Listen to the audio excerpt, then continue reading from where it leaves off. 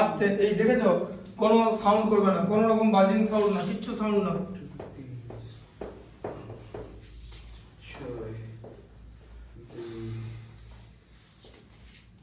বলো 5 এরটা বলো। 5 নেই, 2 এর 1। 2 এর মানে কি ছিল বলো? Find the gain or loss percent when হ্যাঁ বলো। CP equals to rupees 2400 2400, ঠিক আছে। আর SP equal to 2592। 2592। তাহলে আবার বোঝো দেখে, SP টা বড় তো CP এর থেকে, তাহলে তোমার তো প্রফিট হয়েছে, মানে যে দাম, তাই তো? হ্যাঁ, তাহলে প্রফিট কত হয়েছে?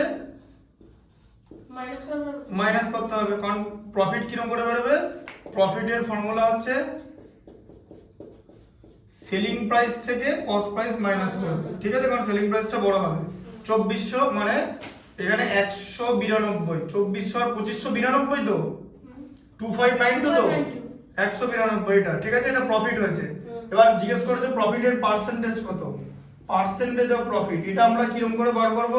প্রসেস হচ্ছে যে টাকাটা প্রফিট হয়েছে সেটা নিউমারেটরে বসবে, ফর্মুলা লিখে দিচ্ছি, খাতায় ফর্মুলা লিখে করবে, profit by cost price into 100, bracket দিয়ে পার্সেন্টেজ থাকবে, ঠিক আছে? তাহলে প্রফিট 192 টাকা, কস্ট প্রাইস 2400 টাকা, ঠিক আছে? এদিকে পার্সেন্টেজ এটা দিয়ে পার্সেন্টেজ হবে, তাই তো?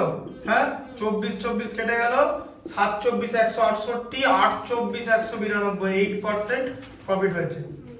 বোঝা গেল কনসেপ্টটা? হ্যাঁ, লিখে নাও, ঠিক আছে? প্রফিট বা লস সব কস্ট প্রাইসের উপর হবে। লস হলে লস বাই কস্ট প্রাইস হবে, ঠিক আছে? দেখো এখানে যদি লস বলতো লস বাই কস্ট প্রাইস হতো, ঠিক আছে? দিয়ে পার্সেন্টেজ করতে হতো, ঠিক আছে? ভালো করে দেখবেন।